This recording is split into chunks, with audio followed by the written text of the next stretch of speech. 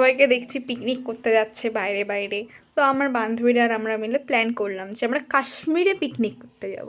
যতই plan cancel করি, ওরাও ক্যান্সেল করবে, আমিও ক্যান্সেল করবো জানি, তাও প্ল্যান করতে তো টাকা লাগবে না, পিকনিক করতে টাকা লাগবে। अच्छा ठीक है। থেকে উঠে দেখি কাশ্মীর আমার বাড়িতে চলে এসেছে। মানে এত ঠান্ডা ফেলেছে, এত ঠান্ডা যে কি বলবো, কাশ্মীর আমার বাড়িতে চলে এসেছে। ভগবান আমার কথা যে এত শোনে, এত শোনে, আমি বুঝতে পারিনি। ভগবান ভাবছে তুই তো যেতে পারবি না, সেজন্য কাশ্মীরকে তোর বাড়িতে এনে দিই। এত ঠান্ডা পড়েছে, মানে টেনশন হচ্ছে ভাত খাওয়ার পর আমাকে হাত ধুতে হবে, সেই টেনশনে ভাতই খাচ্ছি না। মানে এত ঠান্ডা পড়েছে।